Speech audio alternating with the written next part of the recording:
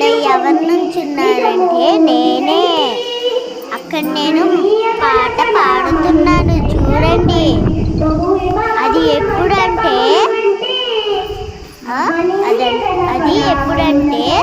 August 15, అప్పుడు independence day.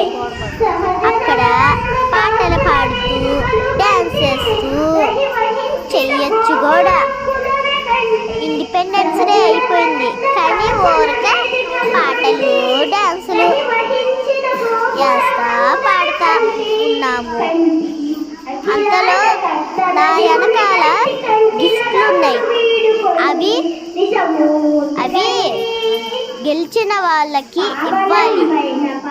పిల్లలందరూ చూడండి, మామూలు డ్రెస్ వేసుకోకుండా యూనిఫామ్ వేసుకున్నారు.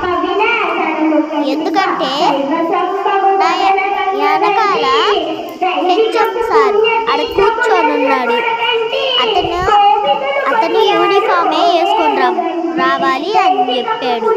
అందుకే పిల్లలందరూ కూడా యూనిఫామ్ వేసుకొని పాటలు పాడుతూ డ్యాన్సులు వేసుకుంటూ ఉన్నారు. మీరు కూడా అప్పుడు ఇండిపెండెన్స్ డేలో మీరు కూడా పాటలు పాడారా? చెప్పండి, పాటలు డ్యాన్సులు పాడారా? నేను పాడాను. ఏం పాడానంటే నా టెక్స్ట్ బుక్లో ఉన్న పాట, అది కాకుండా తెలుగు. ఏం పాట అంటే చూడగంటి పాట. అది నాకు చాలా నేర్చుకున్నా myself. అందుకే నాకు 4 గిఫ్ట్లు ఇచ్చారు. అది కాకుండా నేను అప్పుడు 15th అయిపోయింది, అప్పుడేమో ప్లాన్స్ కూడా వేసా.